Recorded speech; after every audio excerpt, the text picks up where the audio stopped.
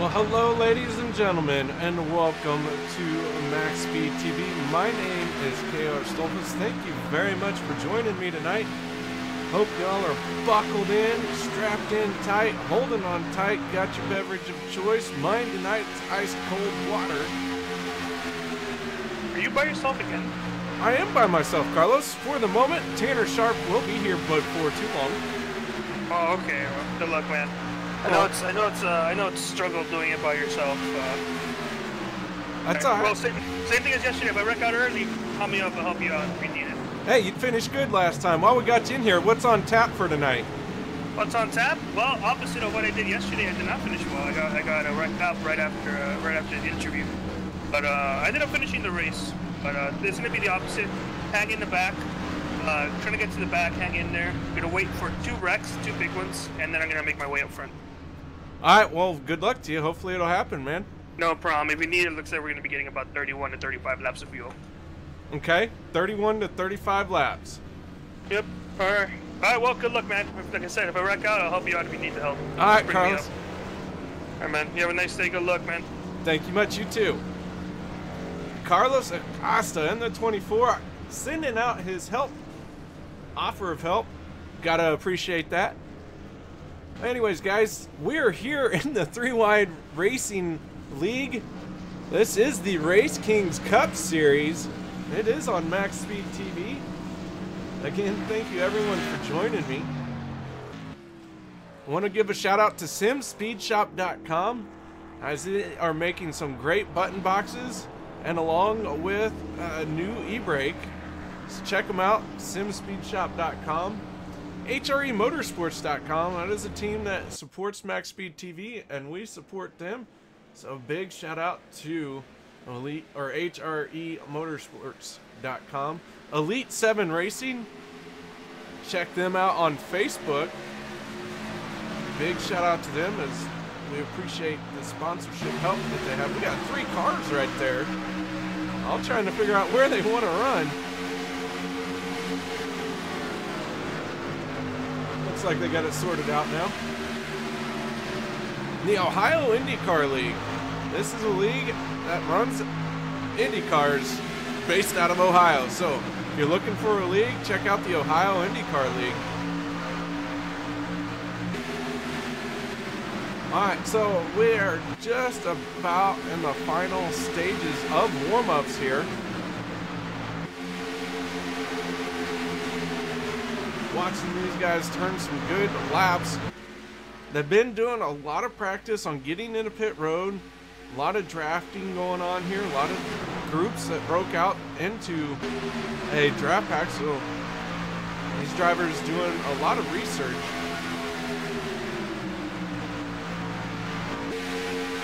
There's the 33 right there and the 22 in this group.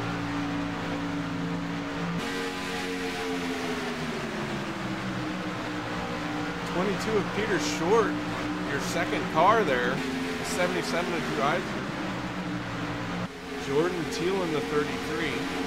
Ooh, big time movement there.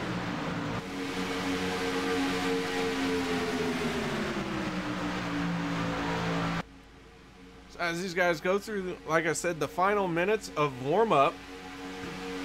This is the Daytona 250. Now, if you remember, we had the Clash and the duels. Man, did we have some amazing racing in the Clash at Talladega. And then the Daytona duel, that was Thursday night. Wow, I'm getting my dates all mixed up here. Woo! Yeah, it was good racing, and I expect a lot of the same here tonight. And here we see these guys dumping off into pit road as a group, trying to get it wound down. Peter Short locking them up. Oh, Jordan Teal! Whoa!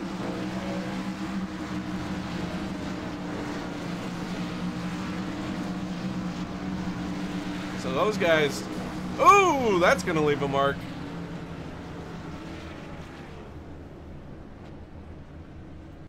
So yeah, good practice there. Always important to spend some time practicing your pit entry, especially for a green flag pit stop.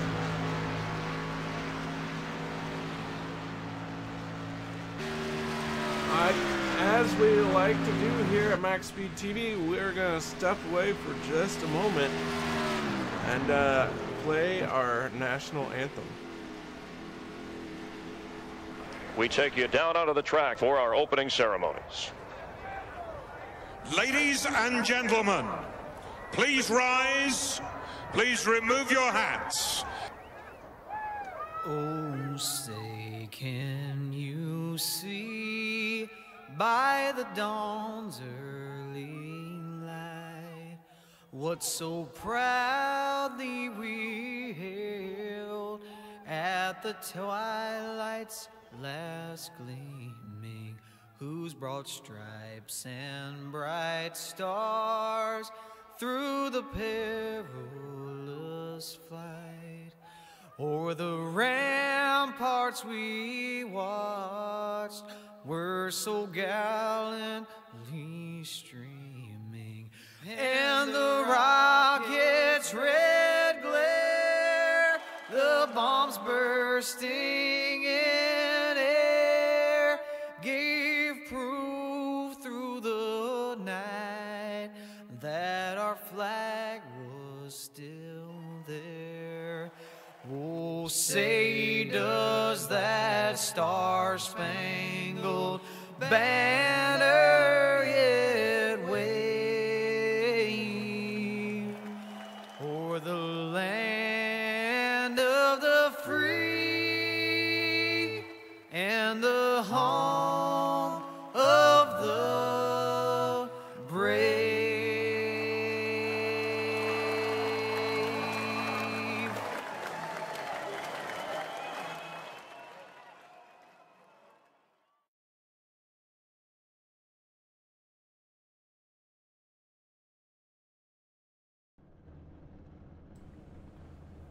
All right, ladies and gentlemen, welcome back to MaxSpeedTV. In the booth with me now is Tanner Sharp. Mr. Sharp had to hustle just a little bit to get here, but here he is. Welcome. Yeah, thank you, KR. It was like I felt like I was already going 200 miles an hour like these guys here in Daytona, just trying to get home and call this race tonight for 3-Wide Racing and their Cup Series. We're not going to be we're going to be slow like those trucks were last night. We're going to be going 200 miles an hour and 31 degrees of banking here in Daytona for the Daytona 250. It's their biggest event of the season, and I tell you what, in a 100-lap race like this, there should be a lot of patience out there. We've seen a little bit of that in the Clash about a couple weeks, actually last week Monday, and on Thursday you actually seen the duels. I could not be there, unfortunately, due to other commitments, but you seen the duel. Was there a lot of patience in that duel race or not? It sure was. I believe we went first 26 laps without a caution. I think we only had 2 cautions, maybe 3 cautions, and just some product of close racing. Not really anyone doing anything crazy. Yeah, absolutely. But I tell you what, I think a lot of these drivers here tonight aren't going to do a lot of crazy things here out on the racetrack in the early stages. But I'm sure a little bit past the halfway point, you're going to find a little bit of aggressiveness out of the drivers, just trying to, to learn what's going to happen up towards the front. But I tell you what, it's kind of hard to be aggressive here at these plate tracks, because sometimes a car can just move an inch and you might accidentally tag another driver. The biggest thing here in these restricted plate racetracks is netcode. Netcode is one of the biggest things that can really happen on the plate track. We've seen a real big one last night in the trucks, where it looked like a truck actually blew a tire, but it was not a tire blow. Obviously, we don't have tire blowouts on iRacing, not that I know of, but the car just went straight into the wall. It was just due to a netcode error, and they were far apart from each other, so got to be careful how close you are to another driver, whether you're side by side or nose to tail. All right, that's some good information. Log that in your memory banks as we go through our starting grid. Right now we're looking at row 8, the Walls Beard Co. starting grid, Chuck Sweeting, Jonathan Cogswell. Row 9 would be Cody Wright and Johnny Thomas. Row 10 is Brent Miller, Skylar Nissel. Row 11, Jordan Teal and Zach Trevino. Row 12, Kevin Finn, Corey Lindsay. Row 13, Richard Hines, Nick Miller. Wade Lear, Nathan Velez, Richard Lafferty, Patrick McCusker, Dylan Hickey, Christopher Munger, Bryce Clark, Justin Kolb, and there we go, green flag underway. Patrick McCusker, Justin Kolb, Zach Trevino, Luis Salmos, and Richard Hines round out the field. But I'll tell you what, rounding off down in turn 1 for the first time tonight, 31 degrees of banking, Matt Hackathorn is going to so far take the top spot, 2 by 2, with the exception with the cat out front, and that is Matt Hackathorn, the pole sitter. Well, we got a blinker up towards the front. You don't want that on a restricted plate track. That would have been the 76 of James Duke. James Duke beating that lead car. Never want to have the lead car as a blinker. You never want to be behind them. We've talked about it quite a lot here. When you're in that draft, that car starts blinking. It affects the whole line. It affects the whole draft. And he has just disappeared again. Yeah, I would say I would try to get on the notification of the race officials and say, okay, you're kind of blinking there, because that can be a dangerous spot to be blinking. And right now he doesn't really have much help. Looks like Cameron Rich dips down to the inside. Matt Hackathorn leads the very first lap. That's a bonus point to him.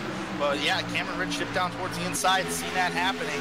And right now, there goes the 76 of James Duke once again, blinking out tremendously. Yeah, having some issues there. We'll keep an eye on him. Hopefully it'll straighten out. But this guy's already looking like he's possibly thinking about dropping to the back here to let it sort itself out. Just 2 laps, James Duke has already fallen outside the top 10, still blinking out tremendously here. He's going to have to find a way to get to the inside, or actually dip to the inside, go below the yellow line. And right now, race control is getting on the blinking situation of the 76 of James Duke. All right, so far clean and green for 3 laps. Paul Ross, past series champion of the 3-Wide Racing League Cup Series, currently sitting in the 2nd place. And he's got his teammate right behind him. That would be Mr. Samuel Close, also a past champion of the 3-Wide Racing League. If I'm not mistaken, I believe it would be the B cars, the Xfinity cars that 3-Wide would run time to time. And Peter Short, the 2017 Cup Series champion, the defending champion in that 22 Mike's Hard Lemonade. I like that paint scheme. Yeah, that 22 car is looking pretty sharp tonight, but I'll tell you, that's a driver I'm going to keep my eyes on here for this event. Looked like he did very well in the duel, and just got some unfortunate luck and didn't quite get the finish I think he was going to wind up with. Fuel limit here tonight is 75%, so it's not a full fuel run. I guess you're going to be talking approximately maybe 35 laps approximately. We'll have to check that as this race goes on under green flag conditions. Yeah, we got to talk with Carlos Acosta before the race started. Oh, okay. Yeah, and he mentioned about 31 to 35 laps on a fuel run here. Oh, I was right there too.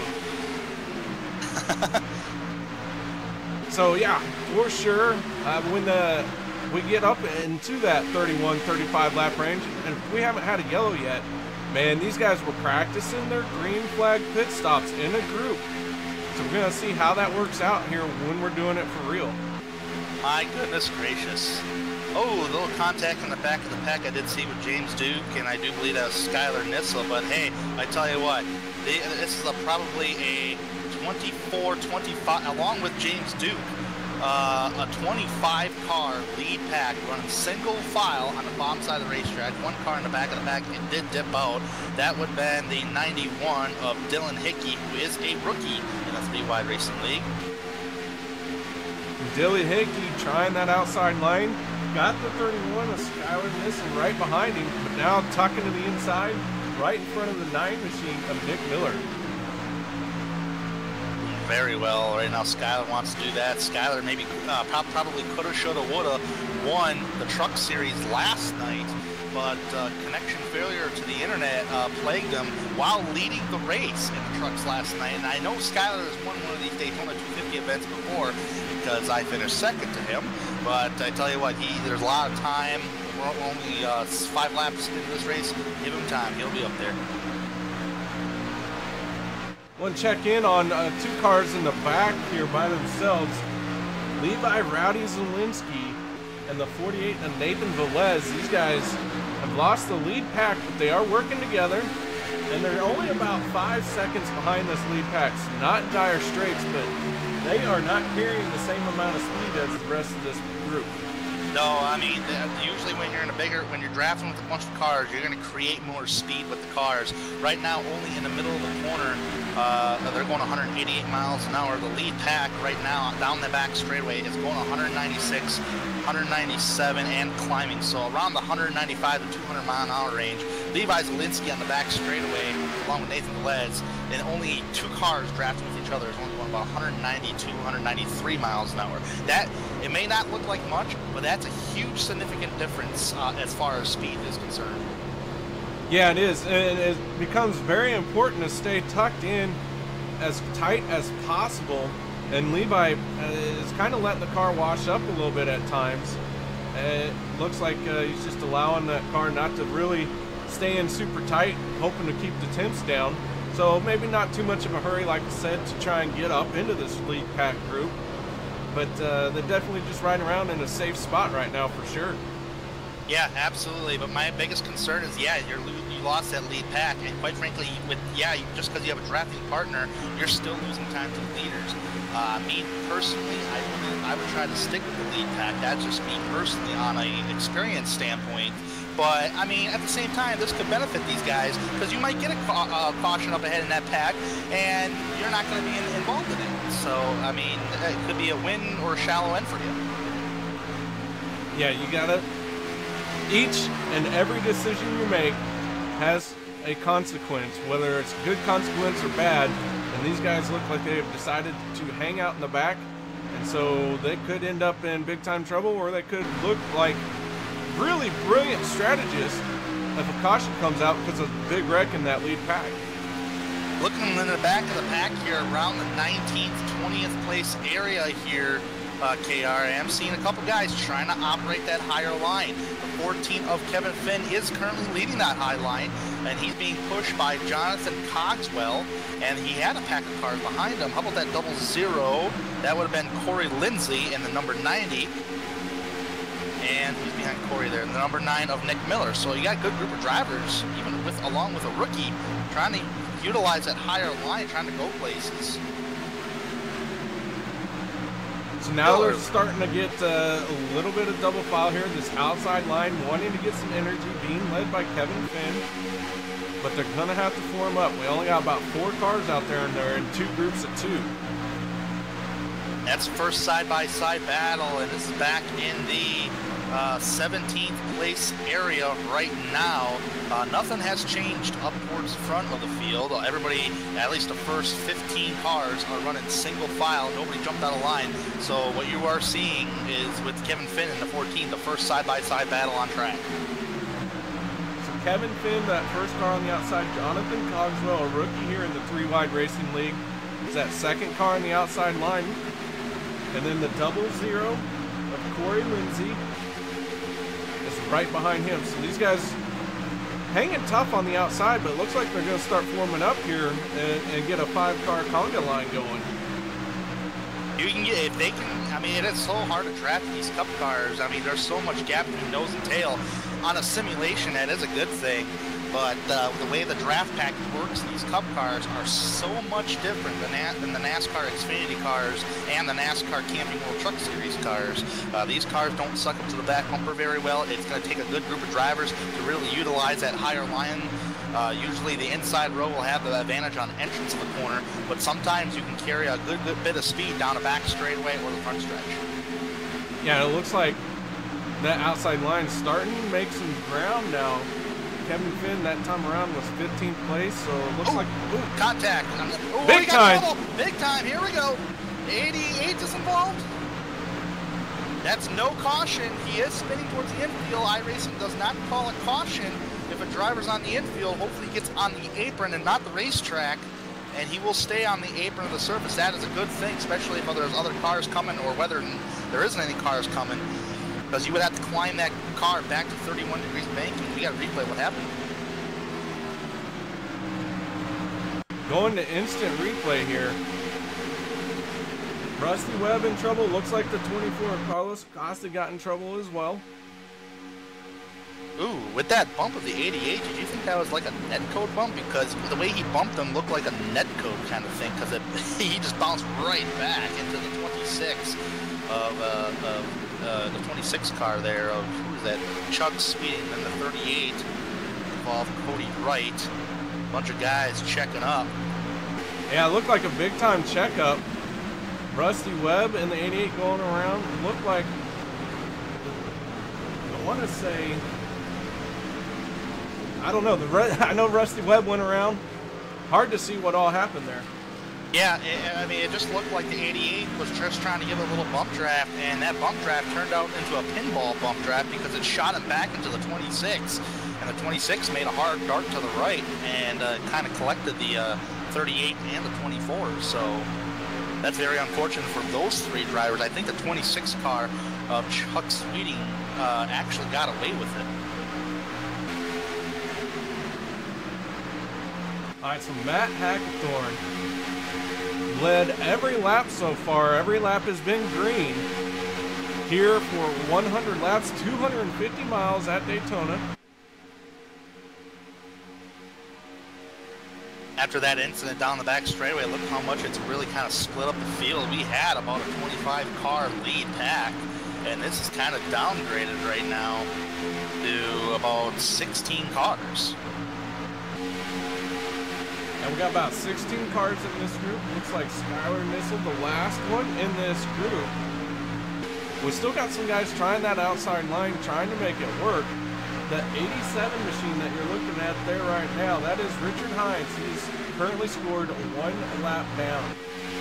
If he can ride with Skylar Nissel right there and just kind of ride with him, and if he gets lucky on a caution flag, he would be the lucky dog. Because Cody Wright is down in the pits. He just went 2 laps down. So Richard Hines, the only driver technically 1 lap down to be eligible for a lucky dog.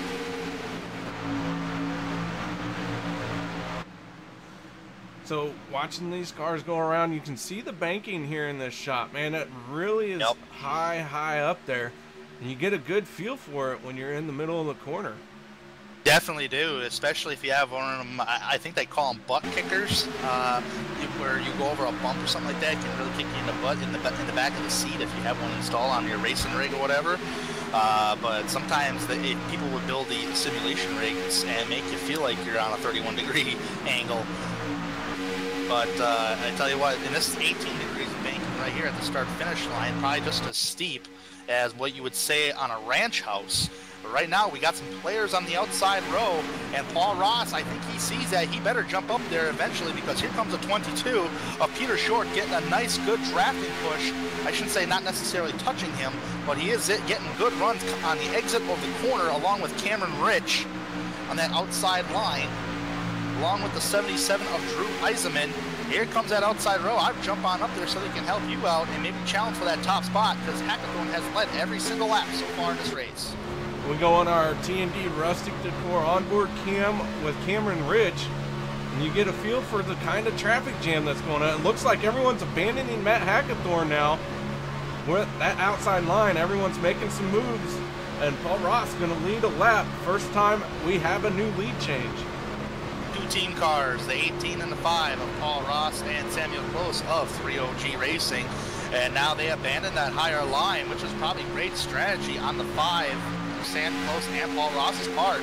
Those two drivers are teammates, and last night in the truck race, we had, I believe, 3 teammates, 1, 2, 3, at least I think that was. I know there was 2 of them for sure, but last night we had 3 of them, 1, 2, 3, and nobody could challenge for that top spot, and that's why I thought they had it really made, and they were working really well together. Here tonight, you got Paul Ross and Sam Close working really well together, but that outside row is still trying to notch away, trying to get to Sam Close. They're so far trying to get side by side. I think they will. You got a bunch of Fords, Ford versus Chevy right now. Paul Ross in the 22 pulling even with Sam Close in the 5. Matt Hackathorn lost some ground there because of that big shakeup, but I'll tell you what, I'm not worried about him yet. That guy, strong driver here on these plate tracks. Oh yeah, absolutely. And Hackathorn, I think he was one of the drivers last night that was in that top 3, if I'm not mistaken. I believe he was. So Hackathorn definitely knows how to get done on the plate track. I know a couple of the drivers. We got some sleepers up there too. Look at that, number 63 entering the top 5 spot of Mike Stevens. I mean, don't count him out either. Mike Stevens has a good show going as well. In our previous renditions, this is the opening race. This is the first points race for the 3-Wide Racing Race Kings Cup Series. And I'll tell you, it's going to be a barn burner here. Everyone's being very nice, very gentle. We did have that little bit of a bump draft accordion effect that sent some cars spinning. But other than that, y'all really haven't had too many issues. A lot of drivers giving some room, a lot of give and take. Everyone knows we got 100 laps of this thing, so let's at least get to a later stage before we tear them up. Yeah, absolutely, and there will be a halfway bonus point to the drivers. You collect bonus points either by leading the lap, leading the most laps, or leading that halfway point. And also you get points for winning the race as well. But we're far away from the checkered flag just yet. Right now, this is racing time. You got 3 drivers so far working that higher line. Eisman, Cameron Rich, and that's 22 of Peter Short. So far, they can't really climb any further. Now, if this was the truck or the Xfinity car, you could really challenge for that top spot. As soon as you get up to the leaders, it kind of dies out on you just a little bit, which requires some extra severe pushing. But in these Cup cars, it is so hard to utilize that higher line. Right now, it's the outside line starting to fade away, and Peter Short just got abandoned. Yeah, Cameron Rich tucked into that bottom line, but Kevin Finn has not given up on that outside line. Here he is inside the top 10 now. He's got some new players behind him. Corey Lindsay in the 00 is pushing him, but Finn staying true to that outside line and is slowly working for him. It's working.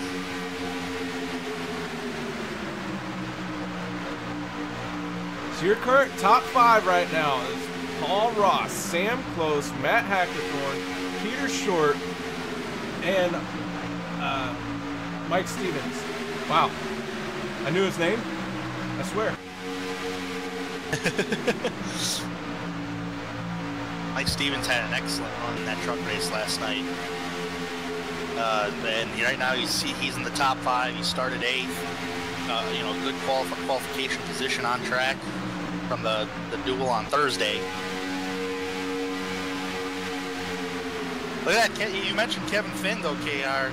Finn, he started 23rd, as you said, and he's currently up in 8th, getting drafting help from Mr. Corey Lindsay, who started 24th, up to 9th now. Nick Miller is back there in 12th, started 26th.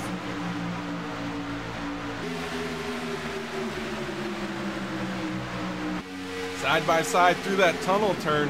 Things get a little bit tight in that tunnel turn. You gotta be very careful when you do it. You do not want to be right on top of somebody when you go through there, because it can get nasty. Hey, it's side by side, but how about 3 wide? I mean, that can get even nastier, but you know, you got a good group of talent guys in here, especially the ones I've raced with through the years, and they can definitely go 3 wide. I mean, I tell you what, if any of these guys, especially like Paul Ross, Sam Close, Corey Lindsay, Nick Miller, them drivers, if they can go 3 wide in a trial, whether it's Daytona or Talladega, I'd say Daytona, on a video game console by using the joystick, they should have no problem going 3 wide to trial here in Daytona on iRacing, especially with everybody using a steering wheel this time around, which makes the car more stable than a joystick. So it looks like Kevin Finn has been abandoned by Corey Lindsay and has no help. He's starting to drop back and lose a lot of ground. He is all by himself trying to find a spot to tuck in. There he goes, between the 46 and 26. Uh-oh, rookie mistake. Number 27, Jonathan Cogswell, just cracked the top 10. He's actually might lose the top 10 spot. He's the Lone Ranger on the high side. Nowhere for him to go right now. If he can chop right back in there, I don't know if it might be a tight squeeze between the 83 and the 00. Gonna try it, he ain't gonna try it. That was probably a better decision anyways, but he might be able to get enough gap. Drop down right there. Not gonna happen. It was definitely a rookie mistake to jump out on the high line all by yourself like that. Sometimes sometimes it might not be a rookie mistake. Sometimes your temperatures may go up and you say, hey, I gotta get up and get some air. And that might be a good strategy to do, because these cars, they can heat up quick. Yeah, he could be going after some air, or he could have had just a little bit of a bump and a nudge. It doesn't take much to kind of upset your car if you get hit in just the wrong spot. Here we go, pit stops starting off, led by Johnny Thomas. Here comes number 8 of Lafferty, I believe. Richard Lafferty. That was a great entrance to pit road by Johnny Thomas. That's something I would do all day on a plate track. Dip down to the inside wall so nobody really hits you in the back bumper. Don't beat yourself on pit road. Don't slide in your pit box. Nice and easy. Right now under green flag conditions, I probably would take 2 tires and fuel just to save a little time. Actually, this might be that may have been a 4-tire pit stop. Sometimes it does take a little bit longer to fill up these cars. All right, here they go. Getting off cleanly. Got to work together as a group here. Kyle Hanshaw, the 46 machine, going to be the first one off in this group. Yeah, stay below the double yellow line until the complete exit of turn number 2. I believe that is the rule. It's, from my knowledge, been a rule for years here in 3 wide. And that's always a respectful thing to do. They do have off-track officials that do keep an eye on you, so if you any mishaps on pit road or coming onto the track before the exit of turn 2 there, they can black flag you for that. Right now they're getting lapped by the 18 of Paul Ross. Everybody dips to the high side of the racetrack, something you've probably seen back in 2013 Daytona 500. Yeah, everyone moving to the high side, going around these cars as they gain some speed. Now, can Hanshaw and that group get up to full speed and maintain it when these guys all start pitting? Because they started their pit stops here a little bit early, a little bit of a short pit. And so we still got a couple laps before the pit window really opens up. They got a good group of cars to draft with right now, so they should be okay. They're up to speed. They're going 195 miles an hour down the back straightaway, and speeds are climbing as they reach towards turn number 3. The highest speed I've seen all day was 200 miles an hour, so they're reaching about 200 miles an hour into turn 3. They should be okay. And now more cars are hitting pit road. I just heard the number 91 getting on the horns on the radio. Oh, he's in the back of the pack. Chuck Sweeney in the 26 is going to lead them all down to pit road. And we got more Hackathorns on pit road. Paul Ross, Samuel Close, Mike Stevens, all on pit road. Here they come, another group exiting pit road as this other group enters pit road. So a lot of pit stops here happening under green flag. But Peter Short and this group have yet to pit. So Paul Ross pitting from the lead. Getting his car off pit road now. Lead car here right on his butt is Sam Close. So be expecting to see Peter Short, and here they come. Next time I expect the group of Paul Ross and Samuel Close, Mike Stevens, them guys. Next time I'm expecting those guys on pit road. According to my calculations, should be around lap 60-ish, approximately. Maybe a little bit before that. So you think everyone's maybe trying to make a race to the halfway point? It's a possibility. We've had good green flag racing so far. Nobody has not done any kind of weird moves on the racetrack. We've had seen majority single file racing. Probably only seen like twice a battle for the race lead. It's a very good possibility. You've seen other guys pit, so we're going to come in the next time by. And depending upon how many takers you have along with you, did Peter Short pit yet? Yes, Peter Short is pitted. Peter Short is currently scored as the leader, but he has got to get up to speed, and Paul Ross is coming around the turn now, so Paul Ross is going to get out in front of Peter Short, but it's a two-car duo here, the 18 and the 5. Full head of steam, but where will that all even out at? Well, the race leader Short last time by to the line is in turn 3, and he doesn't have anybody drafting with him right now. He's going 176 miles an hour, and his speed is still trying to climb. Look behind him, though. Paul Ross, Samuel Close going 190 miles an hour. Huge, significant difference in speed. Paul Ross is going to go by along with Samuel Close. Peter Short to the line. I believe Paul Ross did take the race lead away once again. So the two-car duo of Paul Ross, Sam Close, gobbling up Peter Short in that 22, but now Short's going to start getting some draft help from the car in front of him, but Sam Close and Cameron Rich starting to suck up to them. Now, Peter Short, though, has got to be very careful in how he does this, because he might be at a slow enough pace that Cameron Rich might want to try and jump out and make a move on him. Well, I tell you what, if Cameron Rich and Peter Short, it looks like they're going to try to pick up Peter Short here. And those guys are going to be, they're all coming closer now to Sam Close. So, I mean, this pack of cars will be formed up again here in a little bit. It's going to take up about maybe a lap or two more. Maybe not even a lap, maybe this time by, because they're coming in a full head of steam in turn 1 and 2. Yeah, he's caught the draft. They're coming. Yeah. Now this conga line's getting a little bit longer. Here we go. Gonna have what looks to be about 9-car group form up here. Yeah, I'm counting 11 so far, but you got a big old group back here of Chad Brown, 12th, Chuck Sweeting, 13th, Dylan Hickey, 14th. Actually, the biggest group would probably be 11th on forward. I don't know if they're going to be able to catch the top 11 there, but Paul Ross, still the top spot right now. Ooh, the 26 and the 64, Chad Brown, the 26, Chuck Sweeting. Man, I thought the 26 was going around, but nope. Just diving down below the yellow line there. Got it right back up, though. Didn't lose the spot. Yeah, and it looks like he tried bump drafting a little bit through the trial, on the exit of the trial oval. And sometimes you're kind of getting yourself and the car ahead of you a little loose, because that's coming from 18 degrees of banking to a flat spot on the racetrack. Chad Brown looks to be closing in just a little bit on the 8 machine of Richard Lafferty. So if he can join into that group there, then we'll have 13 cars here in this lead group. Good racing so far in the 34 laps in. Another pack of drivers like Nick Miller, Kevin Finn, Jordan Teal, Jonathan Cogswell, and Matt Hackathorn. Something had to happen on Matt Hackathorn's pit stop. I'm gonna see if I can spot it. Hackathorn had a 37-second time on pit road. A little bit slower than everyone, but not by a lot. A lot of 35s, some 36s, so not the worst time, but not the best time. So maybe he just struggled getting with the group and getting up to speed.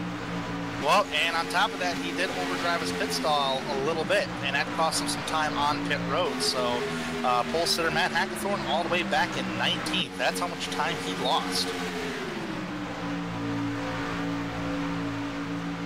So a couple seconds equaled many spots for Matt Hackathorn. Yeah, exactly. Even like 2 seconds down pit road, or even a second and a half, can cost you 100 yards on the racetrack. And inside that 100 yards, there's about 20 cars. Yep. Here at Daytona, that's the situation that you face. That's very unfortunate, you know, but you have to kind of wipe. Right now, you're running with a pack of cars. You're trying to keep up, you know. Just kind of blow that off right now and focus on your race right now on track. And when it comes down to pit stops again, try hitting your marks a little bit better. Because last night in the truck race, I actually overshot pit stall, and thankfully it was under caution. Now, we didn't get to talk a whole lot about you in the truck race. You just kind of were in the pack. What were you seeing out there? And what was the driver's moods like in communications? It was, as far as communication on a driver standpoint, like how I'm hearing tonight, it's the same way. There's not a lot of radio communication going on. But again, here, since we're in the 3-Wide Racing League's TeamSpeak, everybody's on their team channel within the TeamSpeak. So they're not talking over the radio to other drivers, which they have the option to do so. But as far as being in a pack of cars like that, because there was a lot of side-by-side racing that you've seen last night, and obviously I've seen it, when they're side-by-side, I wanted to get to the front. The problem is, there's 2 lanes. I can either go ahead and be really aggressive and try to make it 3-wide and, you know, and force situations onto other people, or I can just kind of lean back and just kind of play around with the draft a little bit and just kind of ride. And that's technically what I did last night, was just drive, you know, lean back, and maybe I'll benefit something out of it, you know, later on. But unfortunately, unfortunate circumstances in a product of pack racing caught the best with me last night, and it's unfortunate, but you kind of got to wipe it off and move on to the next week. So that was technically my attitude last night. Well, you know what? That's like I said, that's plate racing. You got to take what you can and move on to next week. And the biggest thing when it comes to Daytona and Talladega is when you get in them situations, like everybody's, I'd say about right now, the first 11 cars are in the lead pack, and actually they're about to be joined by quite a few more cars here who are who are a lap down here. I believe that would be Carlos Acosta and Rusty Webb. But this first 14-car pack with Dylan Hickey at the tail end of here, you know, it requires a lot of patience just to ride single file. No driver doesn't want to ride single file all day long, you know, and not do anything and not see racing. Sometimes in a product of these cup cars, that's what you have to do, and you have to be patient about it. And unlike the truck race where they were running double file for like the first 10 cars, usually there's nowhere to go unless you want to go up there and force a situation. So if you don't want to force a situation, just kind of ride behind that pack and not lose that lead pack, and kind of pay attention if activity starts to heat up. And we are starting lap 40 of 100, so 10 laps away from halfway, and about 20 laps from seeing our next round of pit stops. But, you know, we can't forget that Kyle Hanshaw, he kind of was one of those guys that short pitted. And it looks like, you know, he might be pitting somewhere around lap 55. Yeah, he was one of those short hitters, and I think Johnny Thomas was another one of those drivers that also went with him. But yeah, 55, maybe 50 laps, depending upon. But when you're in a draft like this, you can save a little fuel, but just by running maybe 3/4 throttle. That's what I was actually doing last night in the truck, saying since the draft was so good and I can suck up to anybody's back bumper, I was just running 3/4 throttle, and it was saving me some gas too as the race went on. So these guys could be saving just a little bit riding in the pack. The only driver I would be concerned as far as using more fuel would be obviously the race leader, Paul Ross. But right now, the only difference is last night we had caution flags. Tonight, we have yet to see a yellow flag. No, we haven't had a yellow yet. And checking in on Cameron Rich in the 17 machine. He's having a great run going, been in the front all this time, sitting in 4th place, and looks to be like he's just riding around waiting for something to happen, and that's when he's probably going to be making his move. But in your opinion, what do you want to start making your move? Definitely not on the last lap. That may have worked back in the 2-car tandem days, but in this kind of draft, I would say start making your move with at least 10 laps to go. If you got teammates around you, which I do believe Cameron Ridge does, you're right now. If you have teammates around you, you kind of got to play the game that you made your bed. You're working with your teammates. I would start making that towards the front with at least 10 laps to go, just because the way the draft package is, it's going to take longer to get to the front than just the way, unlike the trucks and the Xfinity cars. Right now, it's just a single file game right now, and that's what's going to be until we get towards the end of the race. Now you can see the cars kind of washing up off of the yellow as they go in a corner entry. How much right front, how much wheel do you have to put into it and chew up your right front? Or are these cars pretty stable going into the corners here on this smooth Daytona track? Well, basically, the way I'm looking at I go back to looking at the weather here just a little bit. It is an overcast setting with a track temperature of 79 degrees. That's relatively cool. So right now, if anything, the tires are probably wearing down to probably, I'm going to guess, about 95% on the right sides, maybe 93% on the left sides, just a little bit. But they don't wear as bad, and they don't affect the handling as bad, especially in this kind of weather condition. If it was hot and sunny out, handling would be an issue on older tires, but with the way the weather is here in Daytona, I don't think handling is too much of a concern. Cars looking all nice and pretty. Everyone got some good paints done. A lot of drivers use trading paints here. If you don't have trading paints and you're into iRacing, then you got to get it. There's some great pieces of work, some great art. Ooh, close moment with Mike Stevens and Corey Lindsay. Yeah, Lindsay actually popped out of line. He may have been getting hot. It's either he knows something about the draft, or it's either he got hot and needed to pull on out. But nobody ain't going to let him back down in line. Right now, he is utilizing a little side draft. You got to be careful utilizing the side draft just a little bit, because netcode can play a factor. He actually may have some help. I think that help is kind of dissipating. The only help he's got back there would probably be the 64 of Chad Brown, but he's not even up to Lindsay's back bumper. So Corey Lindsay losing some ground here, but we got 5 laps to halfway, so not really a panic mode situation, but definitely can be a little discouraging if you don't, you know, you can essentially watch all of your hard work go right out the window if you were trying to get through the field, and he started 24. Yep, you make your way to the top 10, and sometimes, depending upon what kind of situation you're in, whether you're running hot and you have to pull out, it can be very upsetting that you got made it all the way to the front like that, and now nobody wants to go with you to the outside line, and you're just going to drop back until the tail end of the field, and it's sometimes that you have to play that way.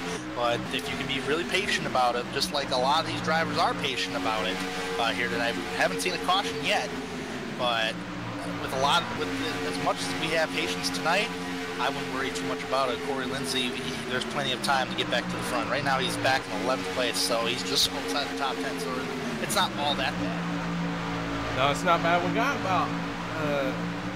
got 2 cars there in this lead crowd that are a lap down. You see the 88, Rusty Webb, 24, Carlos Acosta. And then Kevin Finn, he's trying that outside line once again. He is not giving up on it, but he's got some help. And the 9 machine, the Nick Miller, and the 64, Chad Brown. Definitely does have help back there. I just don't know how it's gonna really work. Everybody, you're gonna have to have a good group of guys in that higher line, unless some miracle happens and you got some kind of cheating going on as far as not passing tech inspection. And by the way, I am being sarcastic when it comes to tech inspection. This past weekend, the NASCAR race, there was like 13 failures or something like that. Wow. It's kind of funny, but hey, if you ain't cheating, you ain't trying. yeah. Sometimes a lot of drivers, especially on the iRacing sim, they will work in the gray area. But, I mean, there's no cheating in this league. Everybody has the same setup. It is a fixed setup league. So what that means is that everybody is throwing the iRacing setup, or if need to be, the league itself will make a setup, and everybody has that same setup. So, I mean, there's no cheating going on as far as the setups go whatsoever. So up front, Paul Ross has led 30 laps. We are on lap 49, coming around to start lap 50 here, the halfway point. Paul Ross going to earn a bonus point doing so. Works his way down the backstretch. Yep, he's going to have one more lap to try to complete that lap 50 to try to hold these guys off. Now, that's the kicker, is who's going to go for that extra bonus point? Are they going to challenge for that extra bonus point?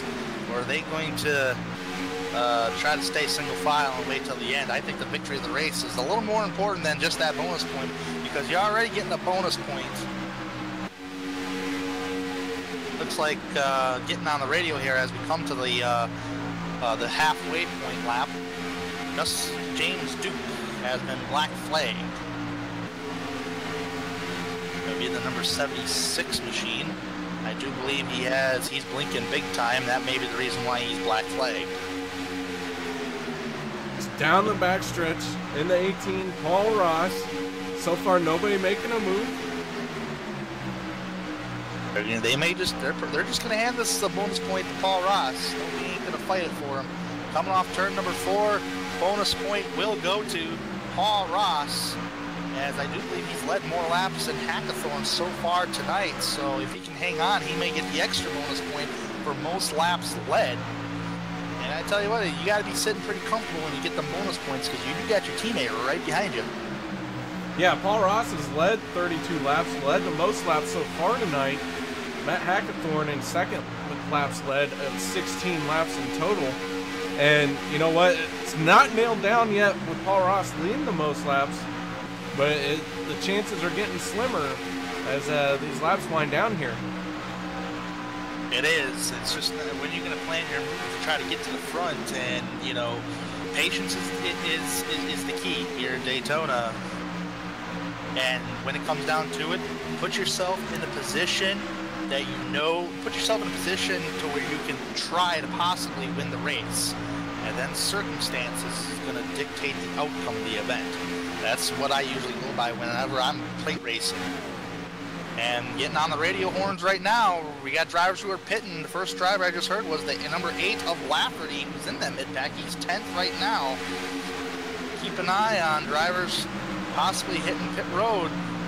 We are in that stage now, we're on lap 52, so it's either this lap and here on out, drivers going to be hitting pit road. Alright, so we're going to gear up for that. Here we go, and the yellow comes out. Pit road's closed. Pit road's closed, guys. Get up. Get back up on track. Oh my gosh, that could have been big. What was the yellow for? Kevin Finn looks super slow here. Don't know if he's what the caution is for, but we're about to find out. He's got some heavy rear damage.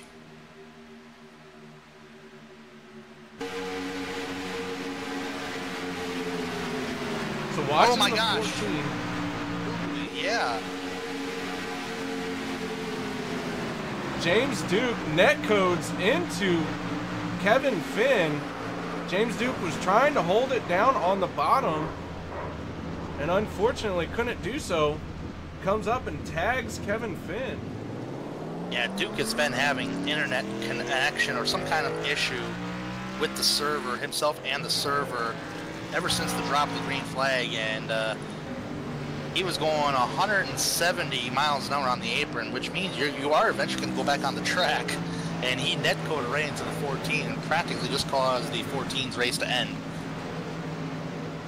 So big time damage on the back end of that car. But that is going to put everyone here bunched up and coming down pit road.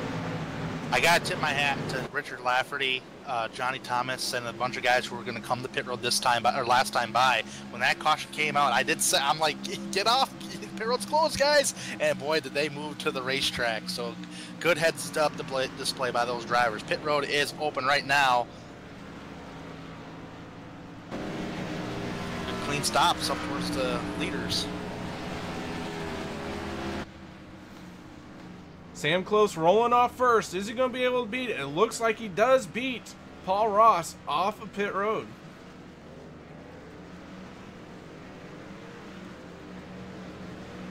By a huge margin, man. Sam Close and by a huge margin.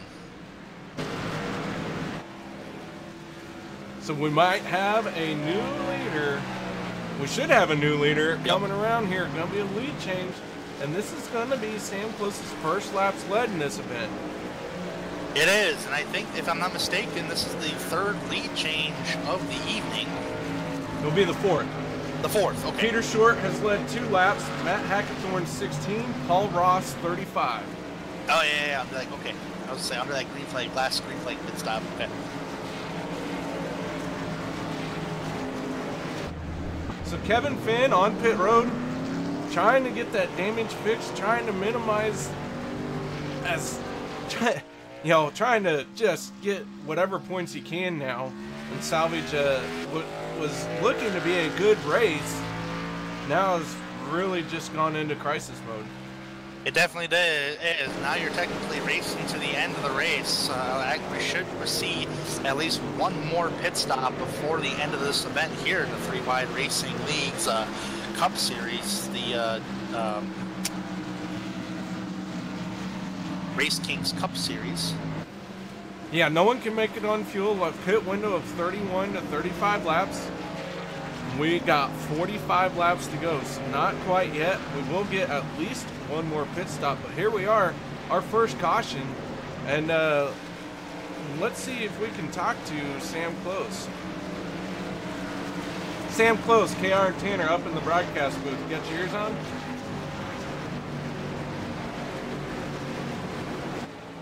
Sure do. How's it going, guys? Well, Close, we're doing fine up here, but I tell you what, looks like you got one of the best views in the house right now. Yeah, it's looking pretty good from here. I don't see any cars in front of me, so I'm happy about that. Tell us a little bit about your pit stop and how you managed to beat Paul Ross off pit road. I think Paul spun his tires a little bit out of the box, which I already had some speed going, and that allowed me to just kind of edge him out there. Well, we know you got to make at least one more pit stop. So do you have a team strategy going forward here, or is it going to start coming down to every man for themselves?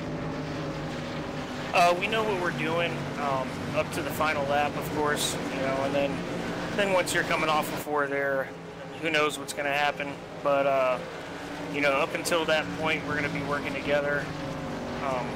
Pushed Paul to a lot of, leading a lot of laps, getting some good bonus points, halfway bonus points. So overall, really strong. We just got to finish it off. All right, well, good luck, and hopefully we'll talk to you later on. Thanks, sir. All right, so that was Sam Close. We got a quick little interview in.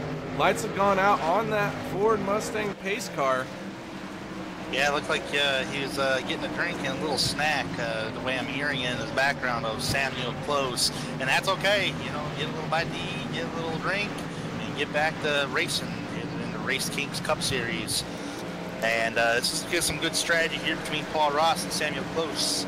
I'm just kind of circling between Peter Short and Cameron Rich, those 2 drivers they've been working together. So this ain't over yet. We got one more pit stop at least to get to the end. This is going to turn out to be an exciting race finish at least. I'm pumped up for it. Let's just see how aggressive well, drivers are going to get. Yeah, down the backstretch we go here. Field's going to start bunching up. Like I said, everyone being very generous and, you know, a lot of give and take in this opening 50-some laps.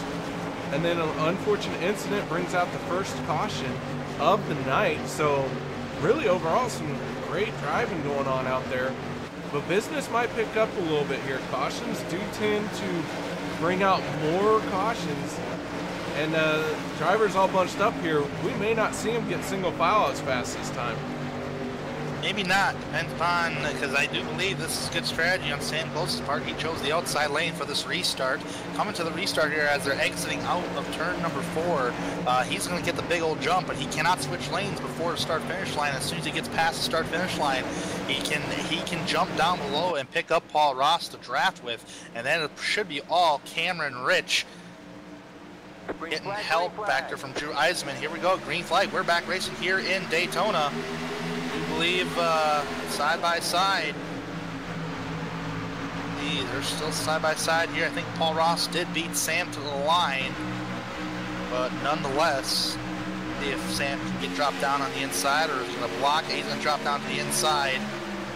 That's going to open up the doors for Cameron Rich. Now look at that outside row just dissipating, just losing it just a little bit. Only 2 cars. That's the 77 and the 17. Drew Eisenman and Cameron Rich on that high line. Those two are teammates working together. They've been very close to each other all race. And here they are, though. Oh, Drew Eisman going to abandon Cameron Rich to this outside. And Corey Lindsay now giving a little shove, and it's a big shove. Somehow he saved it. Man, he just pulled with Kyle Busch. Tell you what, there was enough room down there to get down to the inside. A little bit of a bump draft in the corner there from the 00 of Lindsay. Now Eisman gives a little shot to the 46. Kyle Hanshaw holds on to it, though. Yeah, bump draft from aggression. So this restart really bunched the field up, and it caused some drivers to try and take advantage of the situation. And Corey Lindsay, who we saw make his way up to the front and then get left high and dry, here he is. Now he's 6th place. So he got left high and dry, but he managed to recover and sitting in 6th place. Yeah, I mean, he's won these Daytona races before, and he's won Talladega before. He knows how to get it done. And right now he's sticking nice and firm behind the number 17 of Cameron Rich. But that bigger pack could catch him. It's led by Kyle Hanshaw. The problem is with Hanshaw, he's got heavy rear damage, but it doesn't seem like he's losing a lot of speed. 196 miles an hour. He's right in the ballpark on speed, so he's actually getting a nice, good draft push down the back straightaway. They are catching Lindsay and them boys up towards the front of the top 6. Yeah, that damage on his rear bumper, if you're going to have damage, that's where you want to have it. You don't want to have it on the front end of the car. You'd like to have it on the back, and it just really doesn't affect the car as much. Your top speed really stays a lot closer. He might lose a mile or 2, but he's got draft to help in front and behind. Yeah, as long as you got drivers tucked up behind you. Here's a good example. Paul Ross last night, I don't know if you captured on MaxSpeedTV here, but he ended up flipping over last night, and he was still able to run with the pack, but the problem is he needed somebody behind him to keep up the speed, even though he didn't have a lot of damage on himself. He had a splitter damage that was downgrading his speed, but I tell you what, you know, he just needs someone to push him, and he was able to stick with leaders. Yeah, but tonight his car is all nice and straight and pretty. He hasn't gone airborne tonight, so we might see him make a move here and try and pull out the win. So we're on lap 61 of 100. These guys still running single file, still playing nice, but the time is starting to wind down. And we may not see him be playing nice for very much longer. I don't know. There's a lot of patience going on right now. 40 laps to go, coming to 39 to go at the start-finish line. At least one more pit stop. I'd say get through this next pit stop and then kind of go for it. I know I did say about 10 laps to go, try to go for the win. But the way this draft is, it's going to take, you're going to need a good drivers on that high line to make it work. We have seen that high line work its way to the front, but no one's really used it to make a pass for the lead except for Sam Close and Paul Ross to get around Matt Hackathorn. And as soon as they got around him, they both dropped down to the bottom. It's been a 3OG dominance since Paul Ross took the race lead away on like lap 17 from Matt Hackathorn.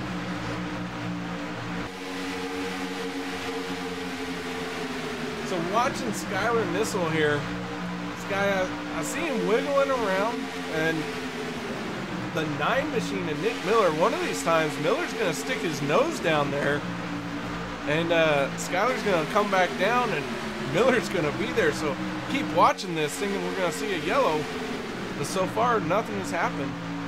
You got to be real careful when you do that, because other drivers behind you can take advantage. But I think Nick and Skylar, they've known each other for a long time. I'm sure they're going to cut each other a little bit of a break. But when it comes down to it, I don't think they're going to cut each other a break. But sometimes you gotta. Sometimes if you stick out your nose, you can either get a good air to the engine, that'll cool off the engine just a little bit, or if you stick out the nose just a little bit to get to that quarter panel, it can actually suck you up to someone's back bumper in these Cup cars. That's what Skylar Nissel is doing. He's actually doing that, is trying to just kind of stick his nose out a little bit to where, you know, to the one of them quarter panels, and it just sucks him up to that back bumper.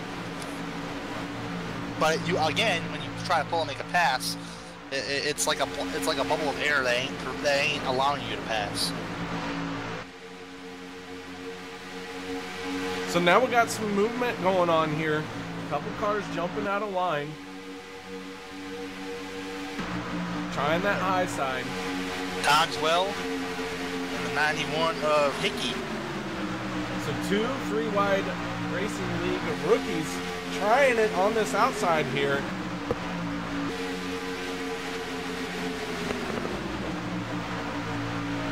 I don't know where it's going to get them. So far, they're not really going anywhere right now. I think you're going to need more drivers to work with you, and I don't think a lot of these drivers are going to work with each other right now.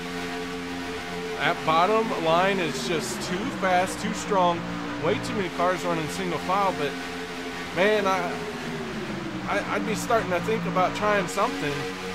But again, we're going to have one more set of pit stops, and those are going to fall about lap 75, maybe somewhere 70 to 80, somewhere in those lap ranges.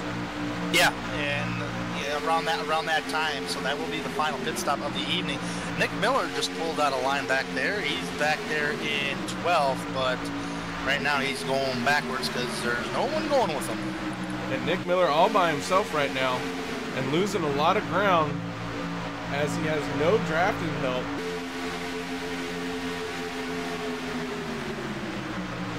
Back. It's like being in a sucker hole, KR. When nobody wants to go with you on that high line, you're going to go back until you find a place in line. Yeah, it looks like the 27 of Jonathan Cogswell, who is currently 20th, is where Nick Miller is going to wind up in front of. So just do a little bit of housekeeping. Rusty Webb got the wave around when that caution came out. He was the first car 1 lap down. He has gotten a lap back here in that 88 machine. He's trying to make the most of it now, sitting in 18th place. If you remember, Rusty Webb was the one that spun through the grass in the early stages of this race, but no caution as everything happened below the yellow line. And here he is, back in the lead lap, running with the lead pack, having a nice job recovering after that incident. Carlos Acosta right ahead of him. It's 1 lap down in the first car. 1 lap down. There's actually a battle back there. Richard Hines is also a lap down. So if Richard Hines can find some way to get up there to challenge Carlos, that would be a battle for the lucky dog. But yeah, the 88 is back in the mix of things. He's currently in 18th, right on the bottom line, which will be coming to 30 or 33 laps to go right now. So there's a little time yet, but we'll see what all happens. Anything can happen. Back up front, Sam Close still leading it. The 18 of Paul Ross second, Peter Short third in the 22, and Mike Stevens in the 63 is fourth. So far, so good. For them 3 OG boys, right behind them, I think is that Eisman Tech? Yeah, Eisman Tech Enterprises. Them boys right behind 3 OG. Yep. So the battle of teams here really starting to shape up. Peter Short in the 22, Yep. putting the pressure on the 3 OG front runners of Sam Close and Paul Ross. Peter Short is another driver of that Eisman Tech Enterprises. So you got 3 Eisman Tech Enterprises sitting 3rd, 4th, and 5th. 3 OG is leading 1st and 2nd. I believe right behind, actually with the exception of Mike Stevens. He's not Eisman Tech Enterprises. He's actually, I gotta look at my notes here. I think he's Shake and Bake. Yeah, he's Shake and Bake Motorsports.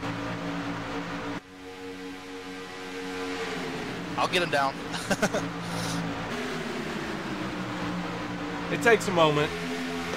You know what? We got a lot of races. Hopefully by the end of this season, we'll have it figured out. Yeah, you know, the crazy thing is that I know who their teammates are. I can, you know, but the problem is I can't ever remember the team name. Don't worry, I got all this information now provided, but thanks to the 3Y Racing League that they sent me as far as drivers. Oh, we might have Short not looking on the line. Thought about it. And I tell you what, Cameron Rich may have gone with him too if he tried. You got Eisman Tech guys up there. Short, Cameron Rich is up there. Eisman's back there in 8th. Team Blurry of Corey Lindsay. His teammate is Brent Miller.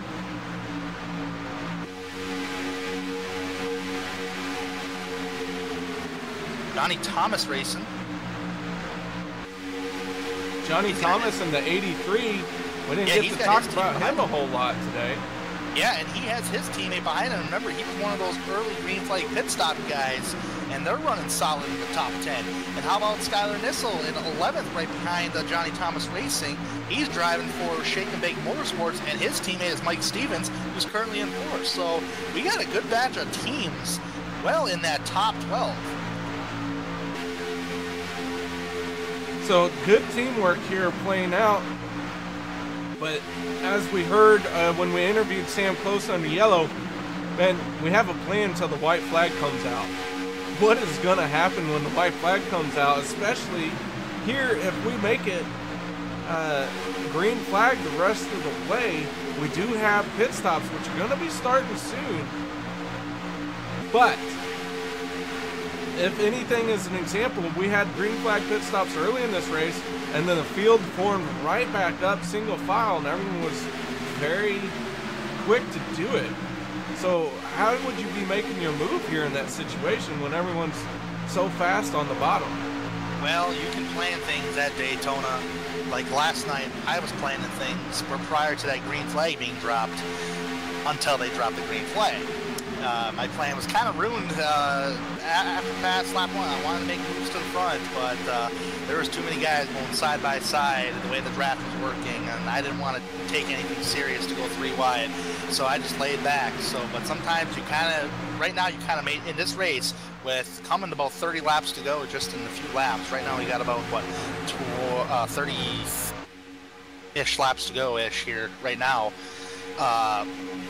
You really gotta, you made your bet. You're working with your teammate. We know Sam Close and Paul Ross are going to work together. How about Peter Short and Cameron Rich along with Drew Eisenman? Yeah, they're not nose to tail, but they are in that top 10. But speaking, and who's operating that higher line back there?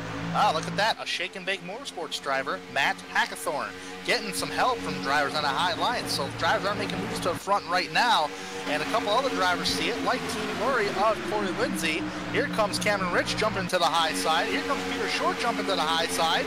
Here we go. We're challenging for that top spot here, boys. We got lots of cars in this outside line now, so So we might see some moves happen here, trying to get into a little bit better position for pit road.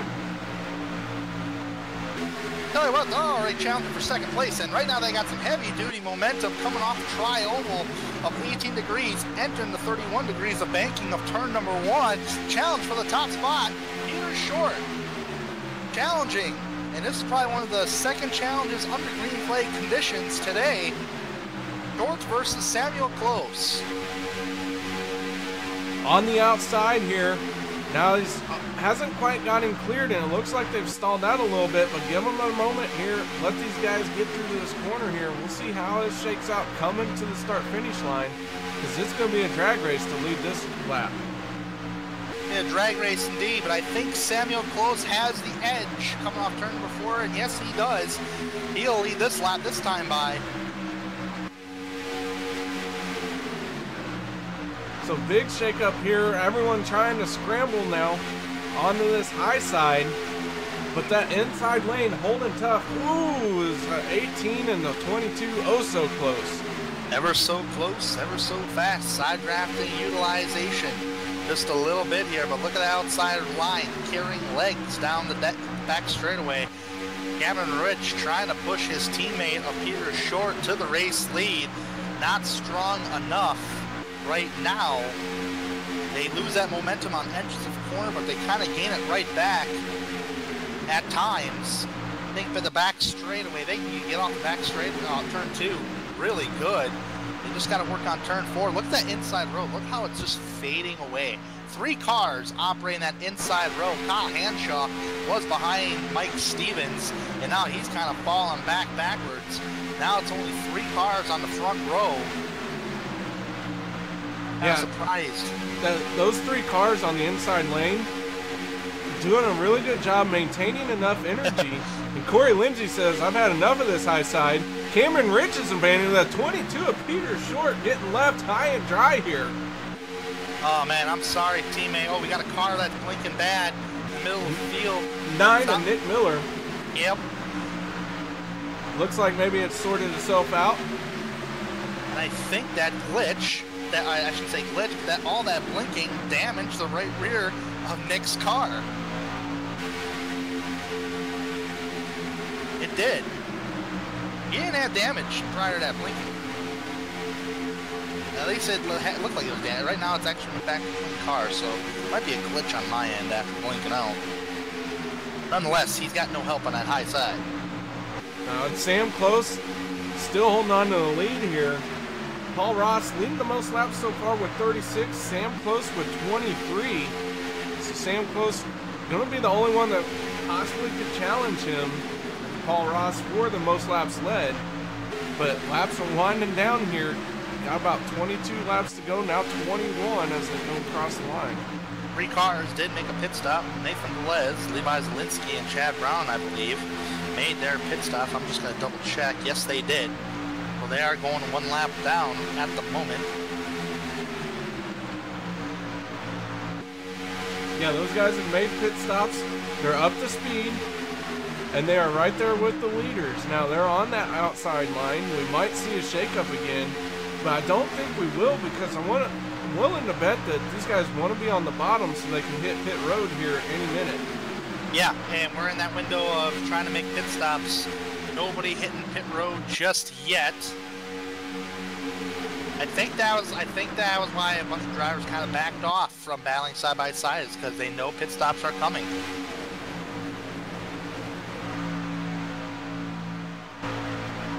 I'm hearing a couple drivers getting on the radio here saying that they're letting the other drivers know that, hey, this car driver right here is pitting this time by. I'm pitting, boys, I'm pitting. All right, so pit stop's about ready to happen. Big time here on MaxSpeedTV.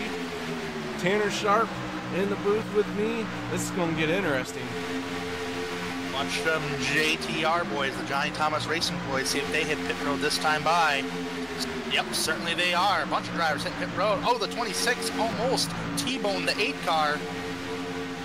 And looks like Kyle Hanshaw gets on pit road safe. Richard Lafferty, Johnny Thomas, the 03 of Wade Lear, Carlos Acosta. So green flag pit stop's well and truly underway. Oh, and the 83, Johnny Thomas locks him up, but manages to get on the pit road or into his pit box safely. I remember those are the drivers that actually made an early green flag pit stop the last go around on the green flag. Cam and Rich right now utilizing the high side of the racetrack, trying to get the 48 and the 59 to push them up there. So far, it's not working out in them guys' favor. Top drivers do not make pit stops. Neither do everybody else makes pit stops. So maybe we'll get. Oh, we got one driver on pit road. That would be Corey Wright, but he's multiple laps down, 5 laps down.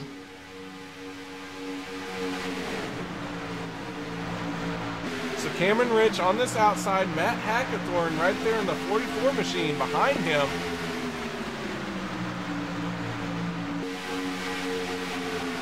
When will this lead pack pit? And of this lead pack, who's going to pit as we see Kyle Hanshaw get gobbled up? So Hanshaw made his pit stop, but he is in trouble. Hanshaw, in my opinion, he doesn't have anybody going with him. Now he's going to find some help here, hopefully with some of these cars in the back, as he starts to get a tow from these guys up front. Man, if those drivers hadn't pitted this time by, that would not have been good, because you gotta have drivers who just pitted on the inside row, hogging up that inside line. That's not a good thing, especially if you have not pitted yet. This is gonna be an interesting deal on how this is all gonna come out. Looking at the 55 machine of Christopher Munger leading that inside line. Munger is 2 laps down.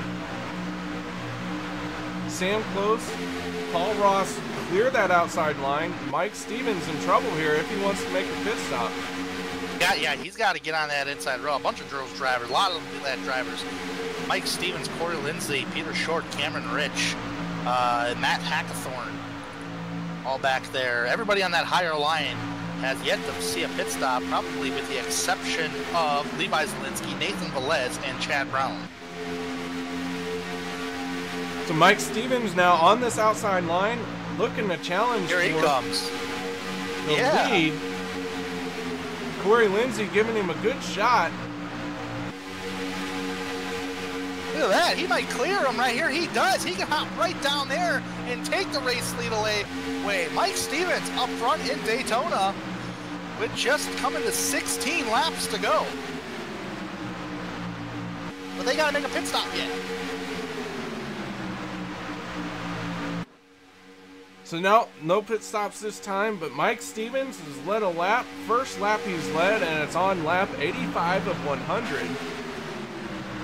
A couple more drivers getting on the radio about pitting this time by. I do believe that would have been the 91 of Dylan Hickey. He's in the top 10. Now you gotta remember, last time we were going under green flag pit stops, or starting green flag pit stops, we had a caution. It doesn't look like we might get one right now. Let's see who comes down pit road this time by. Now that 8 of Richard Lafferty. Here we go. They're breaking off. 3OG. Sam Close. Ooh, Mike Stevens locking them up there. Now the 18 Paul Ross in the 18. Whew. Man, I'm going to be mixing up Paul Ross and Peter Short now that I hesitated for one moment. Sam Close had to back up there. So did the 18, Ross. yeah. So the 3OG both missing their pit stops. Mike Stevens going to break out of here first. Mike Stevens had a perfect pit stop too. Now that means Richard Lafferty here and Corey Lindsay hasn't pitted yet, but the 8 machine of Richard Lafferty has. Here comes Lindsay. Here comes Cameron Ridge. Those two are making their pit stops. Corey Lafferty is this lead car here, but can he get this lead from this group here? They're on the backstretch. Man, thank God I get a third-party app on my computer that gives me a countdown. Like, there's somebody legitimately recorded a countdown. You're coming up on your pit sign, and they literally count down 5, 4, 3, 2, 1. You're in your box, and that's a cool tool to have. But ever since they took the lollipop away, it's harder to get into your pit box because you got to know what angler to get into.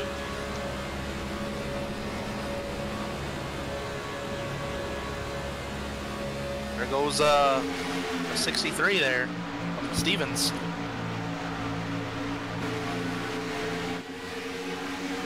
Mike Stevens, he was in that mix last night. He was actually pushing Skylar Nissel around the track last night as one of the leaders, and he was another driver that had internet connection failure that faulted the shake and bake drivers a win last night.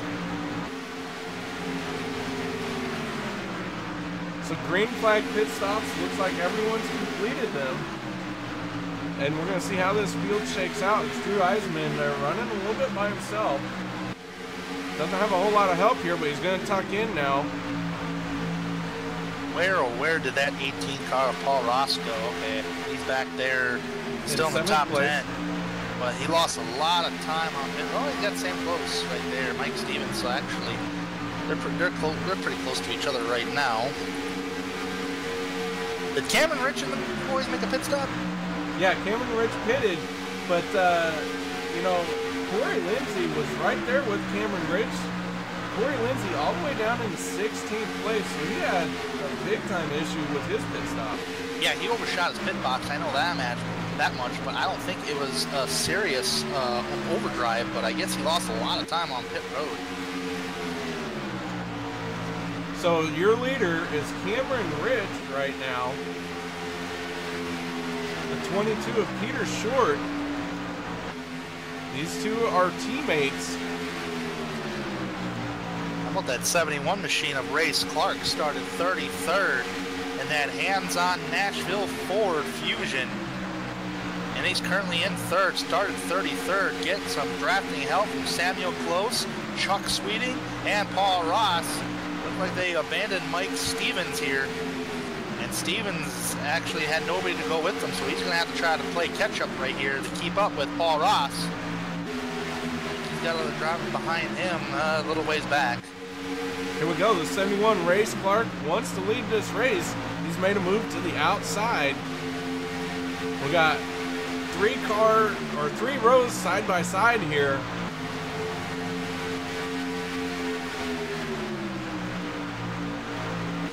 Race Clark, I do believe, is he a part of Eisman Tech Enterprises as well?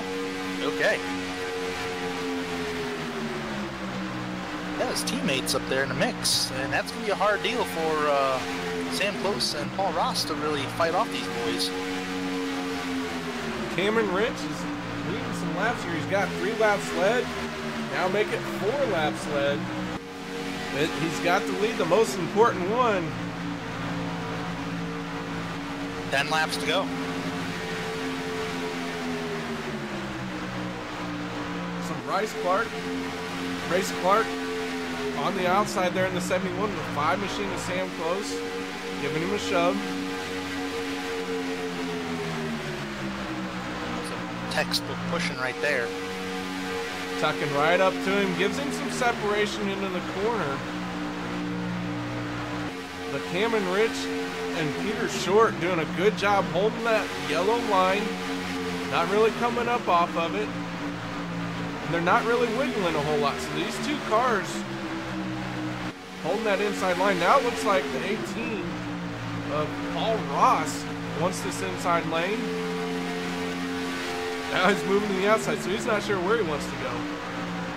Trying to get that high line going because he wants to try to knock out them Eisman Tech guys, and I think they are. They're both going to hop down to the inside. Well, there goes one. That's Race Clark.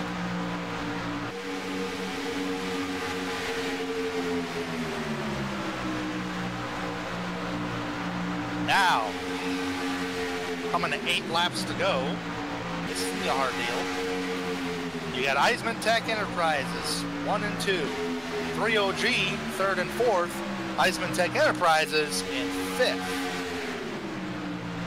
And well, I gotta see what team Chuck Sweeney's a part of. Sweeting. Cameron Rich out front. Clear view. Nothing but clear skies for him, but can he hold on? What's going to happen? Who's going to make the first move? As we got this 4 or 5 car group here. Tell you what, those two cats back there, Stevens and Matt Hackathorn. Hackathorn doesn't have any serious damage. If they can probably work with Chuck there. The Hackathorn is 1 lap down. Yeah, he's got a teammate who's on the lead lap right behind him. That's Shake and Bake Motorsports.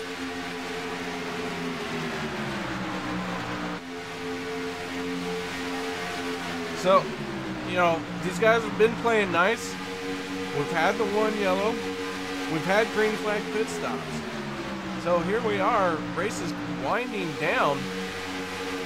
And it looks like the 18 of Paul Ross is losing some ground to the 5 of Sam Close. Yeah, he's been full throttle, and he just cannot suck up to that back bumper of the 5 car like he had all race long. Again, this could be due to this drafting package here, but he's getting some help right now from Mr. Race Clark. That is certainly going to help him out a lot. Thank you, Race. Wow. Big shots. Now they would go from about a 3-car group to an 8-car group.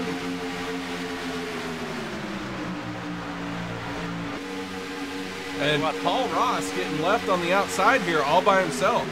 Paul Ross wasn't 100% on the bottom side of the racetrack in 1 and 2, and Race Clark seen that, took advantage of it. Now this is going to kick Paul Ross out of the line. Going to drop a few positions. Now keep a reminder that 44 of Hackathorn is a lap down. He is a pole sitter, but he's a first car lap down. Then you got Shake and Bake Motorsports. Little contact back there between the 63 and the 18. Now there's nobody behind Paul Ross. The next person behind Paul Ross is Eisman in 8th place, and Rusty Webb back in the top 10. And they're about 5 seconds back. Paul Ross looks to be in danger of losing the draft to this group as well. All you can do is just keep your foot in it and try to stay in that draft. But here's the crazy thing. Coming down to 4 laps to go, KR, those 3 OG boys have been split up. They have been split up. Eisen Tech Enterprises race team sitting 1st and 2nd and 4th. So, yeah, Sam Close all by himself now for the 3OG team. That's a strong team that they have over there. You got Cameron Rich, Peter Short, Drew Eisman's over there, Heck Clark's over there. I mean, it's a good race team. They won the championship last season, if I'm not mistaken, so they're going to try to go for it again this year, and this is a good way to start off 2018. 27 of Jonathan Cogswell going a lap down here. Let the leaders have the bottom line. It's another lap down. We got 3 laps to go. Caution comes out now. That race is going to do it. It's just going to come down to who survives the caution. But can the 22 of Peter Short make a move? Can Cameron Rich counter it? Who's going to win this thing? I don't know. You got teammates behind you unless Peter Short feels racy against his teammate. But the way I'm looking at it right now, I really think it's going to be Cameron Rich winning this race here tonight. I'm kind of calling it right now. I know we're coming down to 2 laps to go here in the Daytona 250. But I just don't see... I see them Eisman Tech guys really working together.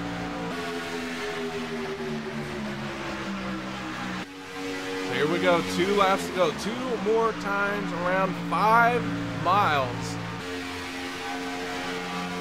Fuel, not an issue. Everyone took plenty of fuel. Tires, not an issue. We're at a super smooth Daytona Speedway.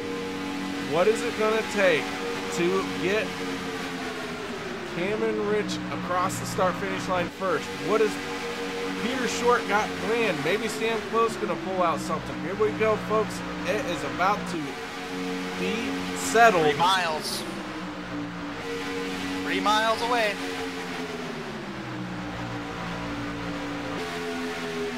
They are all nose to tail. White flag in the air.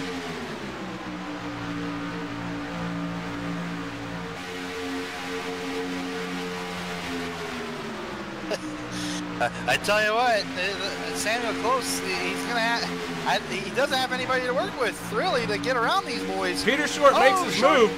Yep. Short hung back a little bit, got a run on Cameron Rich. Now that outside lane, everyone's going there. So Peter Short to the outside.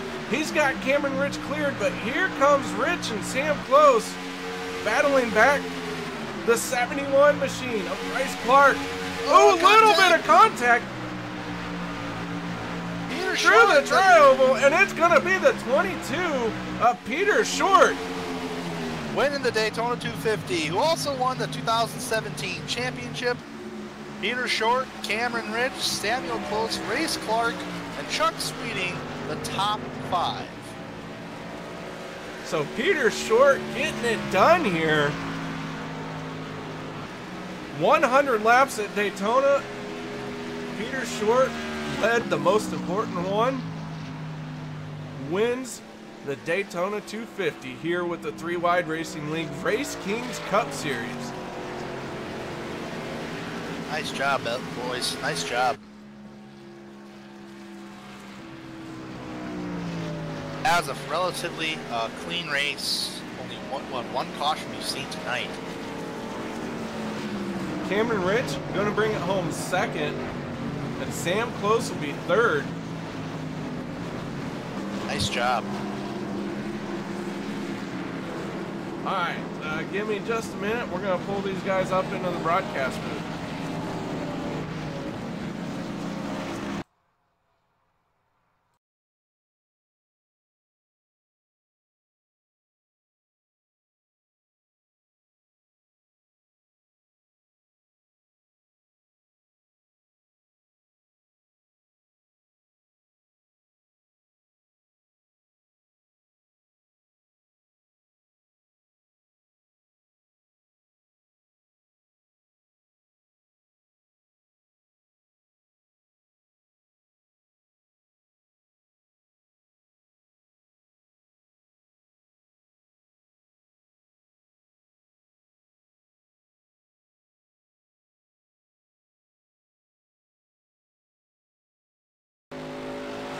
All right, ladies and gentlemen, and welcome to the MaxSpeedTV post-race show. We have our winner, Peter Short, in the 22 machine. Got it done. Congratulations, man. Tell us a little bit about your move you made there on the last lap.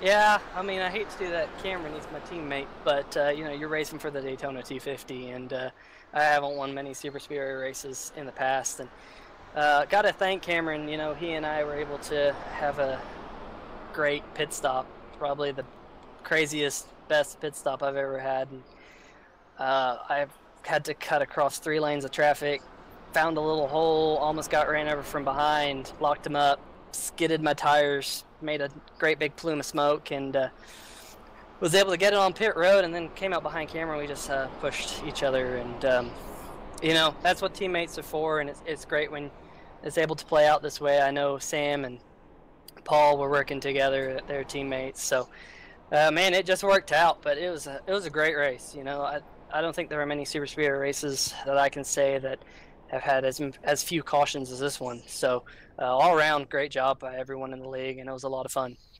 Yeah, it looked like it was definitely a long green flag runs, green flag pit stops, some nail biters of some green flag pit stops.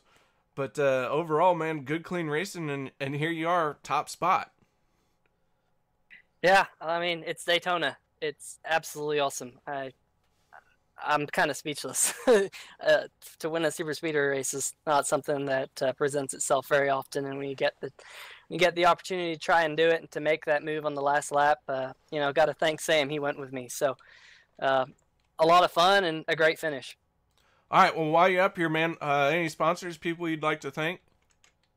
I want to thank Drew Eisman, you know, for bringing me into this team. It's a lot of fun to come out and race these races. Thanks to Corey Lindsay, does a great job running the league, makes it a lot of fun. He brings in a lot of good drivers. You know, I think here at 3 wide, we have the charter system, and I think that really weeds out the field, and we get a good group of drivers, and I think that was on display tonight. Got to thank Carlos Acosta for sponsoring us with the Race Kings. It's pretty cool to see Race Kings on board for this 2018 Cup season. You know, for someone to put forth some money and, you know, to basically put their time and effort into this league, not just on the league ownership side, like Corey, but to actually put some money into it and allow us to do broadcasts and stuff. And thank you for doing the broadcast, coming out and speaking words about these races for us. Yeah, speaking words, that's about all I'm good for. And it's really not even that good. So again, great job. You won this one. Moving on to next week, and hopefully we'll see you there, and we'll get to talk to you some more next week. I'm looking forward to it. All right, that was Peter Short. So now Tanner Sharp is caught up with second place. Yeah, I've caught up with second place, Cameron Rich. And Cameron, I'm going to be a little bit sarcastic here with you. You got your teammate who beats you out for the championship last season, and he beats you out on the last lap in the biggest race of the season, the Daytona 250. What the heck, buddy? This is your teammate. But although you did have a great showing in the top 10 all race long. Honestly, Tanner, I couldn't be any more happy about it. I don't have any... I don't know how to plate race that well, and I usually end up in the bad end of all the accidents. So, you know, I finished the race. I got P2. It's like a win for me, really. I've worked with you a couple times in the plate races as far as Talladega is concerned, but I tell you what, here tonight in Daytona, you come away with a good points paying day. Was pit stops a harder thing than racing? Because it seemed like a lot of drivers will overshoot their pit box, but you Enertech Enterprise guys, man, I tell you what, Eisman Tech Enterprise guys were really nailing it on pit road. Talk to me a little bit about pit road tonight. Oh yeah, certainly. You know, as far as the racing aspect goes, it's kind of like, you know, kind of just floor it, turn left, and hopefully you don't hit the wall and go in the fence. But the pit stops, yeah, especially with the new pit crews and stuff, you really have to nail it in your box, or else it won't pit you. And God damn, man, that last pit stop, my heart's still beating over that, because we had to cut across a lane on the bottom that had just pitted, and I was about 2 inches away from the inside wall, and that was about the most exciting thing I've ever done in my life. And kind of just luck of the draw, I got out in front of Peter, because I don't know why, but I did, and you know, rest is history now. It's over. Yeah, you know, I did mention earlier in the broadcast, I do miss that lollipop guy. I mean, that's just my personal opinion, but yeah, but tell you what, now you get a good points paying day in Daytona, and now we're going to go to a fast track, probably not 200 miles an hour fast, because you're going to be lifting next week, and that's going to be the Atlanta Motor Speedway. How about visiting Victory Lane for your first victory of the season starting at Atlanta? What are your thoughts on Atlanta? I'm really excited. I love Atlanta. It's a fast, slick track, and really got to drive the car. Look quite different than Daytona. You know, you're kind of at the mercy of everybody else, and it's that's more my type of racing. I like to do. I like the slick and the slidey type racing. So I think it'll be a good race for me there. Yeah, absolutely. Well, Cameron, thank you for coming to take the time to talk with us tonight. Congratulations on the 1-2 finish for your Eisman Tech boys up there. And we will see you at Atlanta next week. Oh, thank you very much, Tanner. Back to you, KR. All right, so I've caught up with our third place finisher, Sam Close, finishing third here, and led a bunch of laps, led 29 laps. Sam Close, tell us a little bit about your race, man. Awesome race. I had a blast. It was really fun. We nailed the first pit stop. Me and Paul did. And then the second pit stop under caution, did pretty good on that one. But that last stop, we just had a little bit of a bobble. We both probably slid an inch too far going into the pit stalls and just lost that half a second that it was going to take to have the momentum to get by Cam and Peter, we got separated a little bit there for a little while. But overall, I'm really happy with the performance. I'm happy with the points day. I wish I could have stole a win from Eisentech today, but you know what? We'll come back out next week and take another shot at them. Now, next week we're at Atlanta. How do you feel your chances are with this great running that you had here? What kind of momentum will you carry over and your chances into next week? I feel good about it. I mean, we got a new build. It's going to be interesting. It's going to be new, trying to adapt to how the tires wear out at Atlanta. But I feel confident. I feel like I have a shot pretty much anywhere, but we'll just have to see how it plays out and be smart and be there at the end of the race and hopefully have something for those guys. All right, man. Well, third place is not a terrible thing here. 100 laps of Daytona. Congratulations. Any sponsors, people you'd like to thank? Birdsong Brewery, 3OG, 3 Wide Racing League. You know, just like they were saying, the show Corey puts on is awesome, and we really appreciate all the work that he does. Paul Ross, he does some of my paint schemes, and Luis, Rusty Webb, everybody on the team. Just great teamwork today. If we didn't have that little bobble, we would have had a much better chance at it, but I'm still really happy with our performance and how the results came out today. All right, man. Well, great job. Third place for the opening season opener here at Daytona, so we look forward to talking to you next week. Thanks a lot, guy. Appreciate the broadcast. You're welcome. That was Sam Close, part of the 3OG Racing, finishing third place here. And I gotta tell you, man, that was some great racing, but we'll go through our results here. Our first place finisher, Peter Short in the 22. Cameron Rich, gonna finish second place. Had the lead coming to the white flag, but just got beat out. Man, he almost got it, but second place for him. Third place was Sam Close, Race Clark fourth, and Chuck Sweeting rounding out your top 5.